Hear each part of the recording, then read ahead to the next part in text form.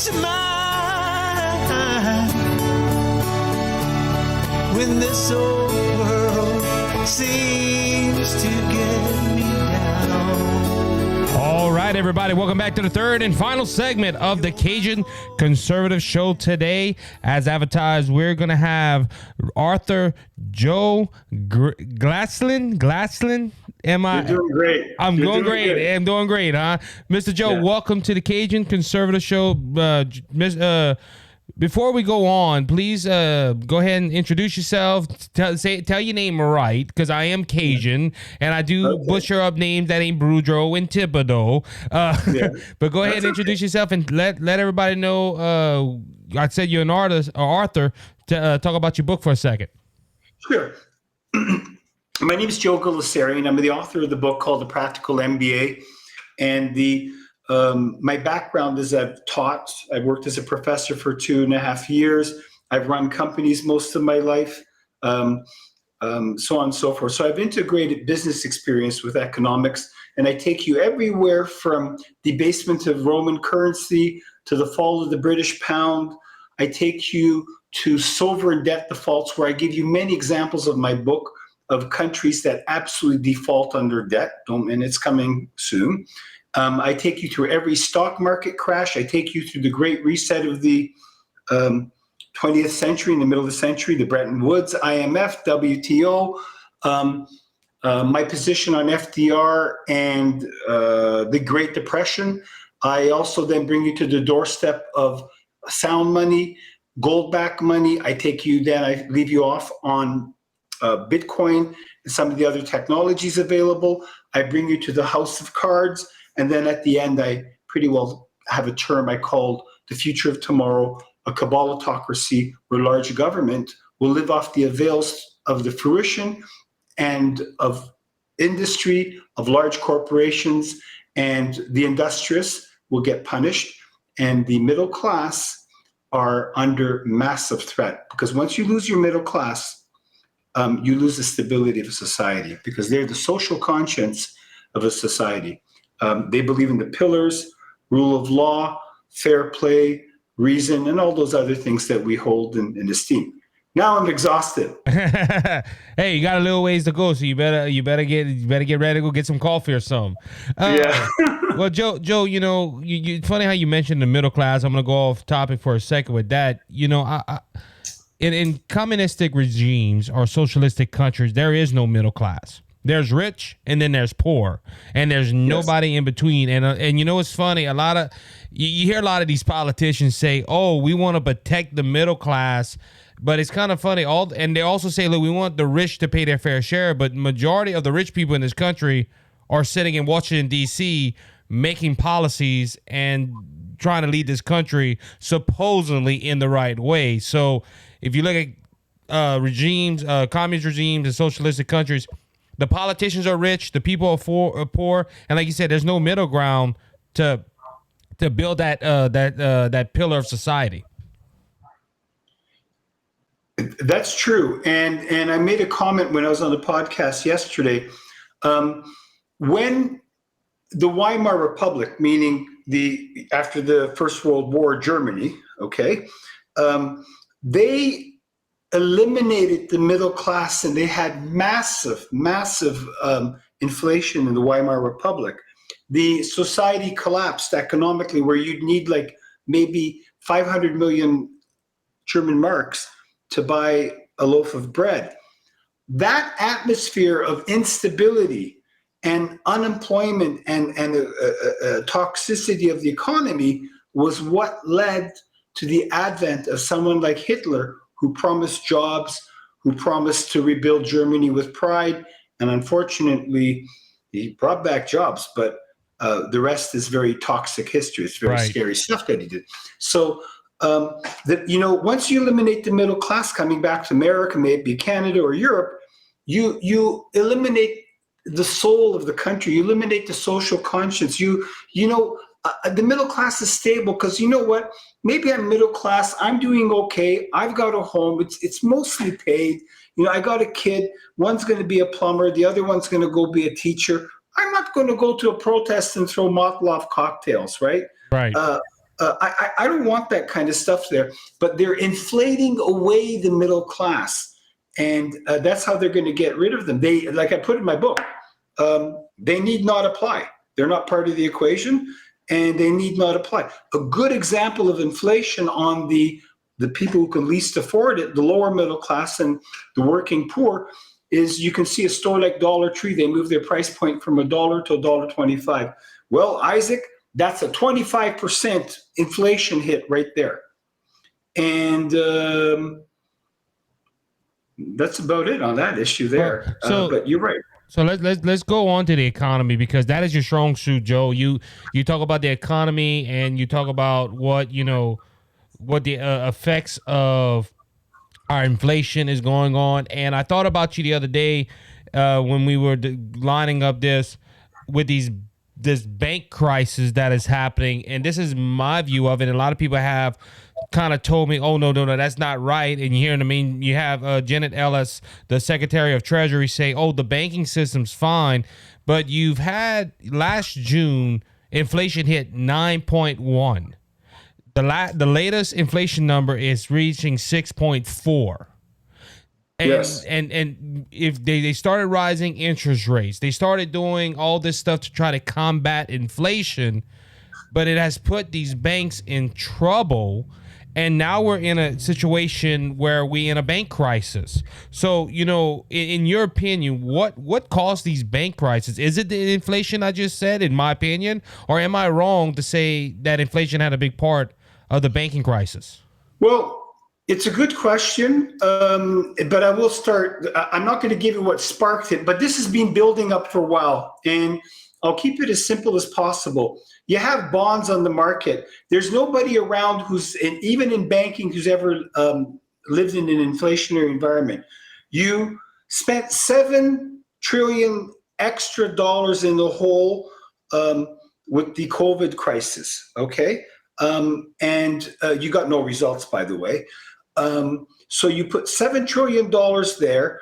You printed $5 trillion, and I'm talking about the central bank, and they print it out of thin air. So look, Isaac, you put $12 trillion in the economy, and you go, oh my, we have inflation. Then you use the CPI index to measure inflation, and that's not really an accurate barometer. And in my view, it belongs in the fictional section of the library. What's more accurate is perhaps a site called Shadow Statistics, and inflation, depending on who you talk to, is closer to 12 to 14%. You're just fooling people. So then let's go to the bank, because there's a reason you had all this liquidity, all this money. So you did bail out banks in California. And specifically, here's what happened, and I'll keep it simple here.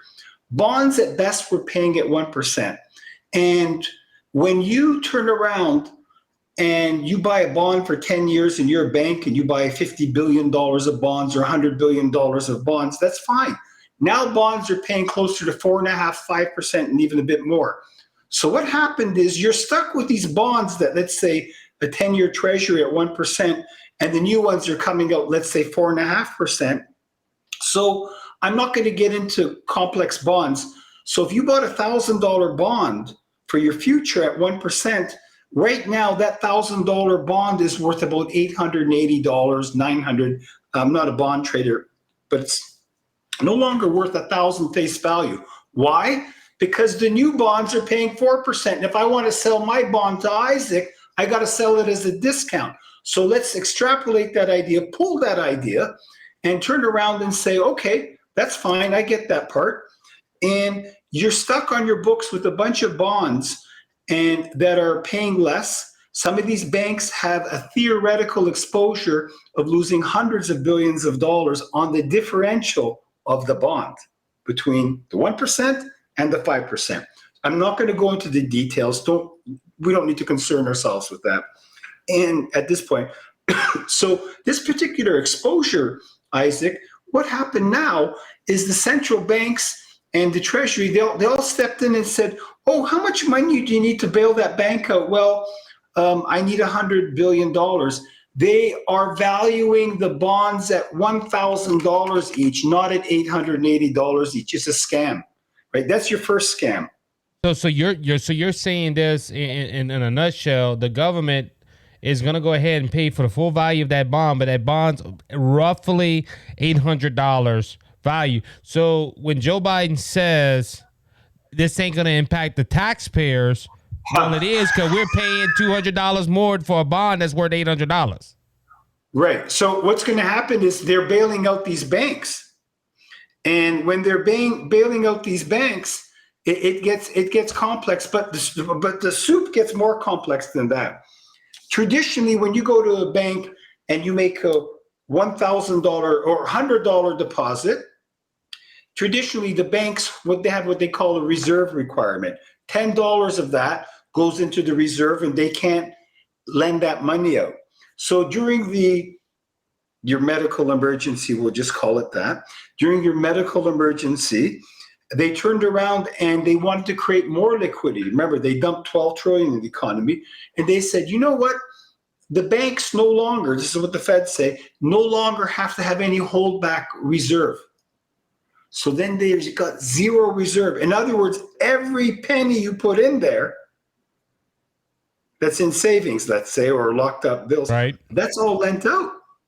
And now they don't have anything left for a rainy day. And I think I explained that is in a simple way that people, get an idea and a grasp of what's going on. And then what they did now is Janet Yellen last week was being interviewed by an American senator from Nebraska, I believe. Correct me if I'm wrong. I forgot his name, but he was very articulate. And what happened is they bailed out they didn't bail out Silvergate, but they bailed out Signature, wasn't it? Signature Bank got bailed out, and I believe Silvergate Capital, they were looking at bailing, but they bailed out Republican, that's for sure. Right. So what I'm getting at is they were bailing out, and I'm just going to wind here for about a minute or so, they were bailing out certain chosen banks, like an a la carte. They're choosing what they want off the menu. So let's say there's some really good, solid, small banks. And what's happening is they told everybody at Silvergate when they went under, your money's guaranteed. Well, a lot of companies have $4 or $5 million sitting in their bank, or very wealthy people have $1 million left in their bank. So you're telling me you bailed out Silvergate, all the depositors, but you don't want to bail out that bank in Louisiana or Oklahoma. So then, I'm Joe Schmo. I've got an account in Nebraska. I'm going to pull out my money because I've got over $250,000. The FDIC is not guaranteeing past $250,000. I'm a company. I've got $2 million on the books. I've been in business 20 years. I will take that $2 million and move it to Bank of America or JP Morgan or Wells Fargo. And what happens is people the prophecy self-fulfills. They start moving out of these smaller banks into the larger banks. A lot of these smaller banks are in great shape, but if I start having a bank run, even on a real solid, well-run bank, it could collapse it. So now the conundrum that the Fed and the Treasury is in is this: they go, which banks do we bail out? Then finally, Janet Yellen said last week, we'll just bail out certain banks. Today and yesterday, she said, we're going to bail out everybody who's past $250,000. Because, I'm going to give you a really ugly example. Let's say Microsoft had, $15 billion in their bank account, and their bank goes under. What would happen if, I'm coming up with numbers here, right? Right. What would happen to Microsoft or Apple or IBM or General Motors or any of these companies? So that's the fly in the ointment. That's your problem now. And there's one more problem. I'm just throwing stuff here. That's funny. Okay.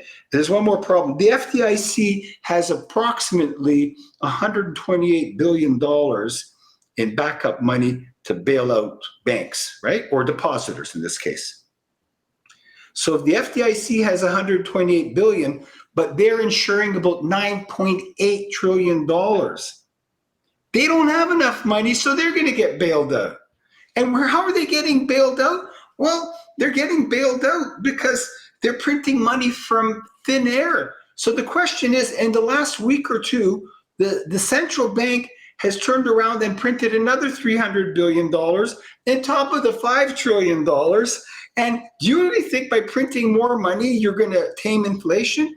You know what you've got now? You got a banking crisis and you got an inflation crisis.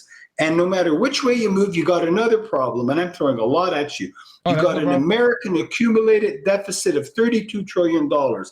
If interest rates went up to 6%, right? That would be 6% of, let's keep it at 30 trillion.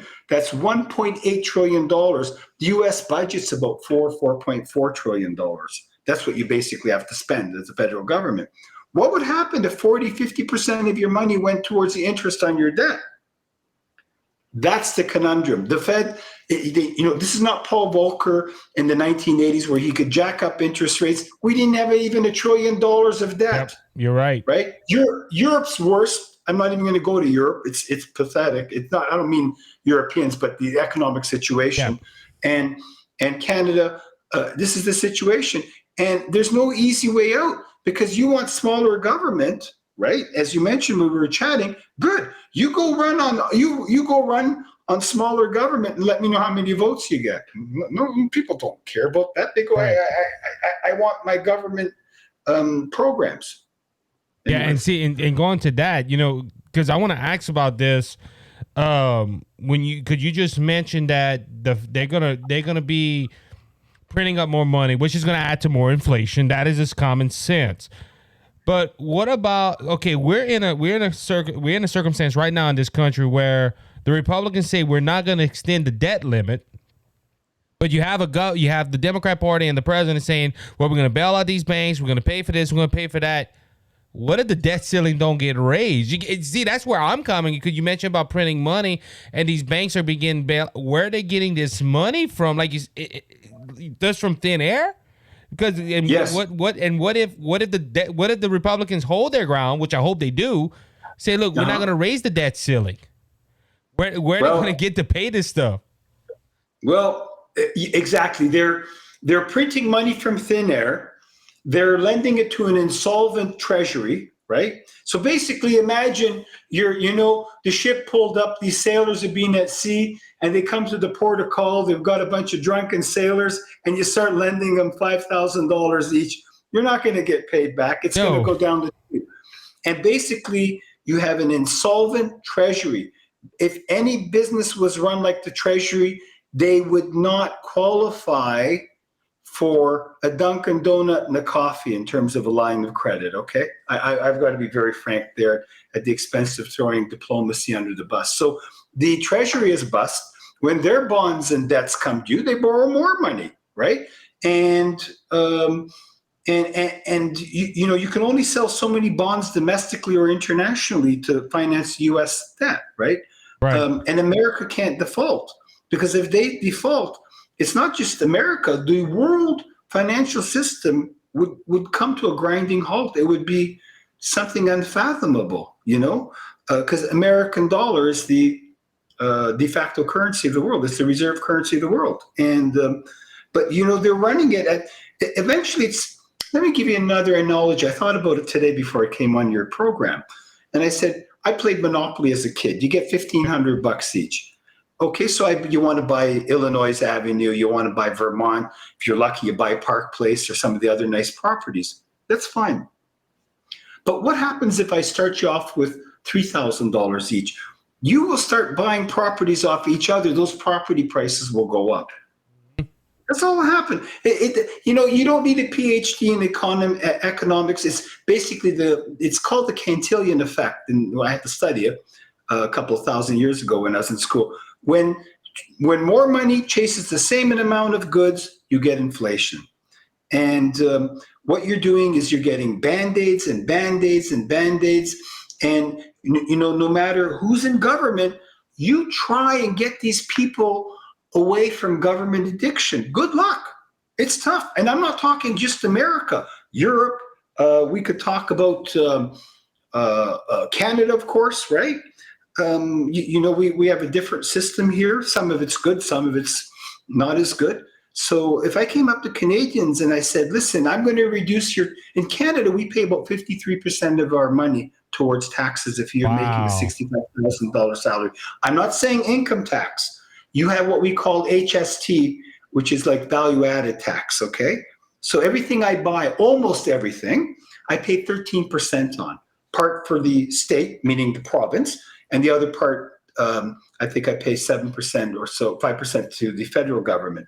So when you're paying 12, 13%, in the beginning when they introduced this, they go, oh, it's not on food. But I went and bought fruits that are cut up because we had some friends over, and they're charging me tax on a nice platter of fruit, for $13 plus tax. But people you see, you got young people there. Oh, well, geez, you got to pay because the government said so, right? Pardon me, too often these folks in government want power without accomplishment. And that's what you see. I'm not knocking everybody in government. There's some very able and decent people who actually want to help. But, you're dealing in a cabalotocracy. It's a kleptocracy, which means basically they're just there to parasitically live off the avails of anybody who can produce labor. I was brought up where, you got to work hard, make something out of yourself and all that. Well, how can you tell kids like that? How can you tell kids that today? They grow up and go, no, well, the government's stealing. Why can't I steal? Well, it even go to a point. It's a give me generation.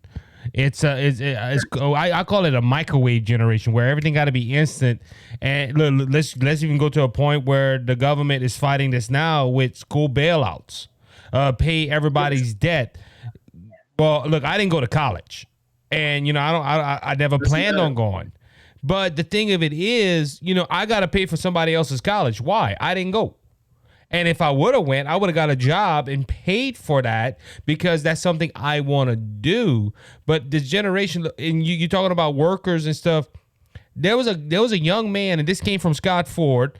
Give a shout out to my buddy Scott. He sent me a picture of a guy crying in a Starbucks and saying they need unions because they put him on an 8-hour workday.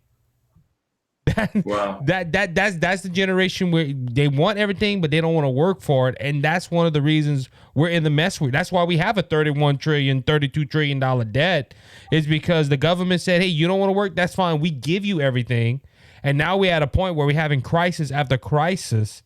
And it's scaring me as an American that our banks are closing, that we're facing these financial difficulties. And while prepping for the show, Joe, we talked about, I told you what I felt, and I mentioned on the podcast a few weeks ago. I feel like the 1920s. It's like history reliving itself because before the Great Depression and Wall Street went down, banks started closing. And that's true. And I'm not trying to put fear into people, but that's just the reality we're set with right now. Yes. These issues about the economy goes into a recession. We need fiscal policy. We need fiscal stimulus. You heard these words. Let the poor corporations fail. Let the distortions come out of the economy. All the imbalances need to come out. It needs to rinse itself, like when you get over a cold, right? You don't just take something to hold back your cold. You got a cold, let it rinse out. When you get over your cold, you feel great. And I would say, and it's in my book too, The Practical MBA in Economics, I would say the last natural recovery that America had, according to any economic history that I'm aware of, was in the 1920s, in the early 1920s, 2021, America went into a depression. I'm not talking 1930, 29. And that was under President Harding. And what he did, and remember, this was a big wallop. It was the troops came home, so you had unemployment. You had the Spanish flu, which was a lot worse in relative and real terms than what we went through recently. And I'm not going to go further on that. And it went into a depression. And at the convention, he spoke, and he says, I will not expose the taxpayer and have them bail out unsound firms.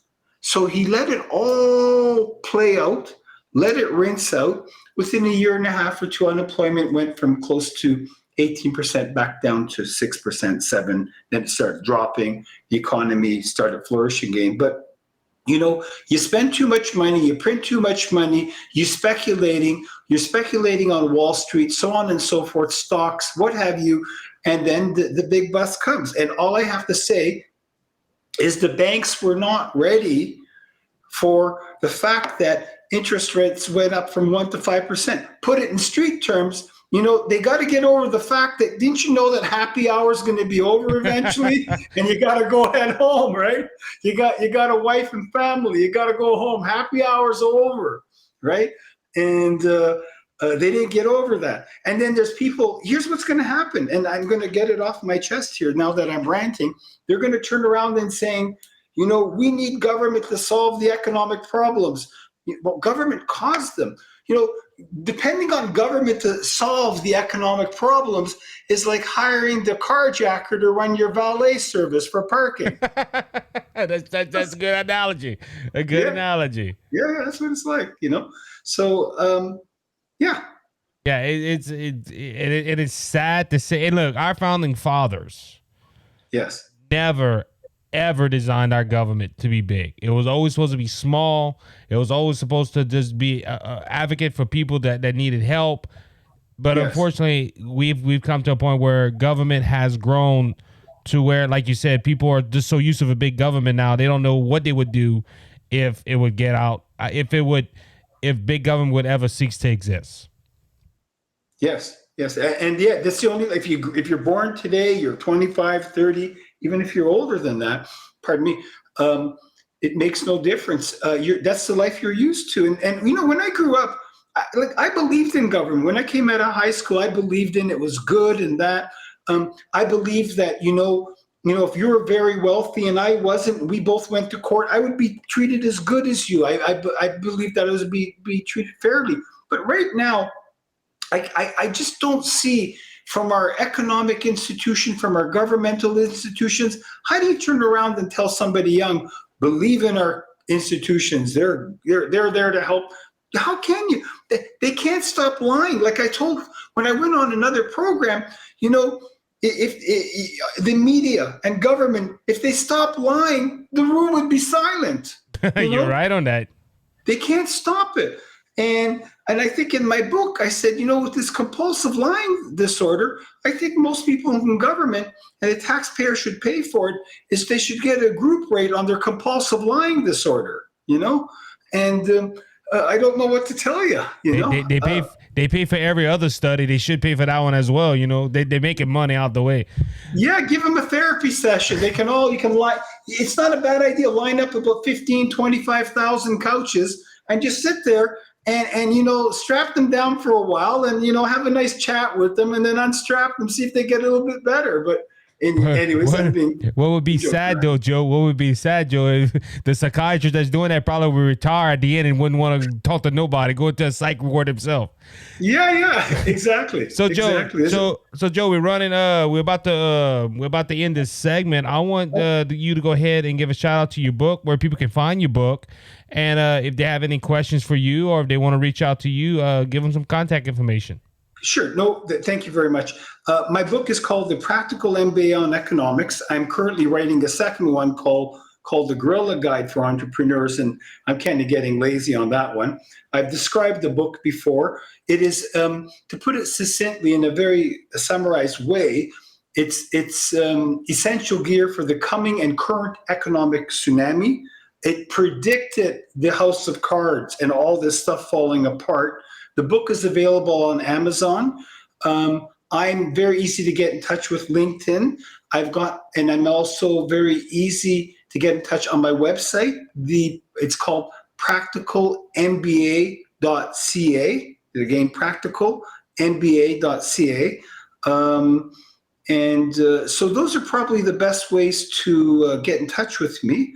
I'll answer questions. If you get me on LinkedIn, I'll answer questions. I publish articles on LinkedIn, and one was on the particular banking crisis. Joe, thank you for coming on, man. We had a blast, and I hope you come on again soon. Thanks a lot. All the best to you, and good luck to you. And thanks for having me on your program. No problem. That was Joe Gulesserian. I hope I said it right. Yeah, you did it great. Good enough. Gulesserian, you did it. Gulesserian. There we go. Joe Gulesserian. Yeah. Go ahead and check out his book. Go ahead and check out his LinkedIn information that he just brought to us. With that being said, that's going to go ahead and end this program for this week. A lot of interviews in this episode, but guess what? A lot of good information from Danny McCormick and from Joe. Take that information and go ahead and educate yourself with it, ladies and gentlemen. Until next time, be blessed, be encouraged. Remember, Jesus Christ is coming back, and he's coming back soon. So don't be faint of heart, because Jesus has overcome the world. If you want to know Jesus, your personal Lord and Savior, reach out to me. I'll tell you how to make Jesus your Savior and heaven your home. So until next time, be blessed, be encouraged. You have a good one. And he is the open